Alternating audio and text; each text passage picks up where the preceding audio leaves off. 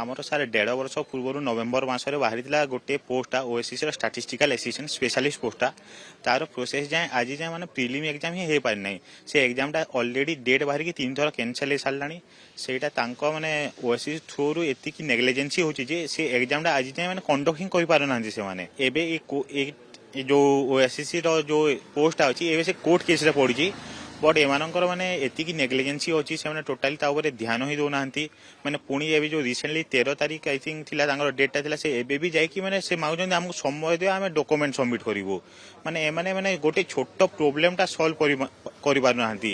ଏମାନଙ୍କର ଯେଉଁ ଆମର ଆକ୍ଚୁଆଲି କେସ୍ଟା ହେଇଛି ଆମର ମେଜର ସବଜେକ୍ଟକୁ ନେଇକି ଅନର୍ସ ସବଜେକ୍ଟକୁ ନେଇକରି। ତ ଏମାନେ ଏତିକି ବଡ଼ ବଡ଼ ଅଫିସର ହେଇସାରିଛନ୍ତି, ଆଇଏଏସ୍ ଅଫିସର ମାନେ ବସିଛନ୍ତି, ହେଲେ ଏମାନେ ଜାଣିନାହାନ୍ତି ଯେ ମେଜର ସବଜେକ୍ଟ ଡେଫିନେସନଟା କ'ଣ, ମାନେ ଅନର୍ସ ସବଜେକ୍ଟର ଡେଫିନେସନଟା କ'ଣ। ଏମାନଙ୍କ ଦ୍ୱାରା ସେତିକି ସଲ୍ଭ ହେଇପାରୁନାହିଁ।